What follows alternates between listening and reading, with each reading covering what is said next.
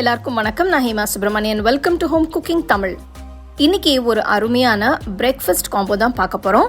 ஸ்பெஷலான பொரி தோசை எப்படி செய்யறதுன்னு பார்க்க போகிறோம். அதோட தொட்டுக்க ஒரு அருமையான வேர்க்கடலை சட்னி. ஸோ வாங்க இது ரெண்டுமே எப்படி செய்யறதுன்னு பார்க்கலாம். 1 கப்பு பச்சரிசி, 4 கப்பு பொரி. பச்சரிசியும் பொரியும் தனித்தனியாக கழுவி தண்ணியில் போட்டு ஒரு 3 மணி நேரம் ஊற வைக்கணும்.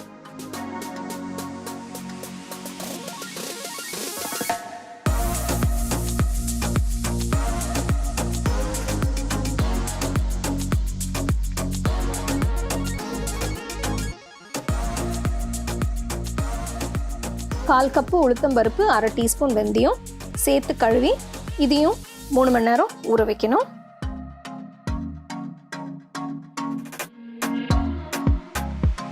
மூணு மணி நேரம் கழித்து முதல்ல பச்சரிசியை மிக்சி ஜாரில் போட்டு அரைக்கணும்.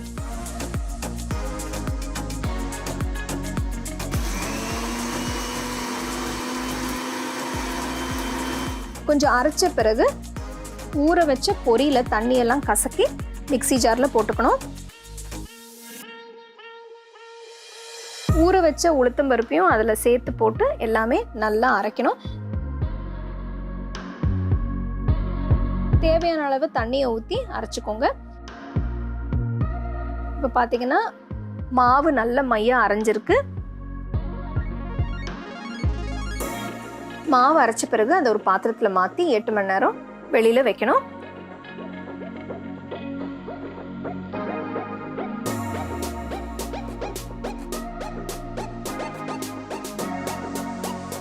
இப்போ 8 மணி நேரம் கழித்து மாவு நல்லா பொங்கி இருக்கு. இப்போ நீங்கள் பொரி தோசை போட்டுக்கலாம். தோசை திருப்ப வேண்டாம். ஒரு பக்கம் வேகும் போது இன்னொரு பக்கம் நீங்கள் மூடி போட்டு மூடி அது வேக வைக்கலாம்.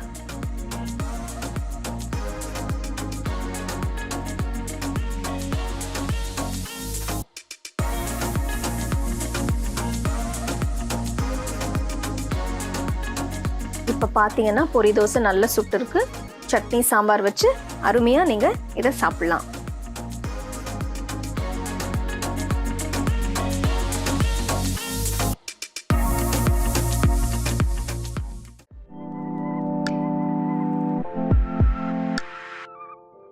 வேர்க்கடலை சட்னிக்கு முதல்ல நம்ம வேர்க்கடலையை வறுக்கணும்.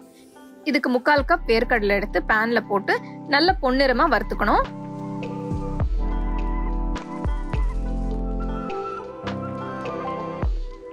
வேர்க்கடலை வறுக்கும் போது தோல் கொஞ்சம் லேசா கருப்பானா பரவாயில்ல.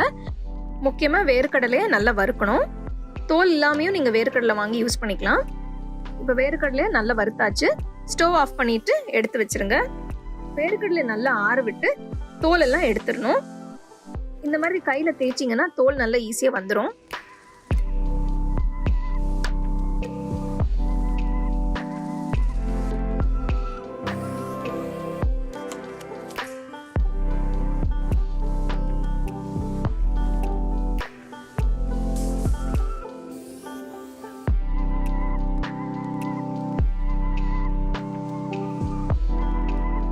வேர்க்கடலை சுத்தமா ஆறிடுச்சு, தோல் எல்லாம் எடுத்தாச்சு. இப்போ நம்ம சட்னி அரைச்சிக்கலாம்.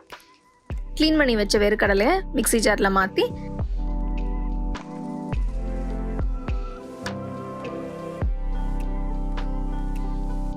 இதுல 1/2 கப் தேங்காய், 4 பல்லு பூண்டு, 5 காஞ்ச மிளகாய், 1/2 டீஸ்பூன் கல்லுப்பு, கொஞ்சம் தண்ணி ஊத்தி நல்லா மையா அரைச்சுக்கோங்க. சட்னி அரைச்சாச்சு. இப்போ நம்ம சட்னியை தாளிக்க போகிறோம். ஒரு சின்ன தாளிக்கிற சட்டி எடுத்து இதில் எண்ணெயை ஊற்றி இதில் 1/2 டீஸ்பூன் உளுத்தம்பருப்பு, 1/2 டீஸ்பூன் கடுகு. கடுகு பொரிச்ச உடனே ஸ்டவ் ஆஃப் பண்ணிட்டு கருவேப்பிலை போட்டு இறக்கிடுங்க. தாளிச்ச எண்ணெயை சட்னி மேலே போட்டுக்கோங்க.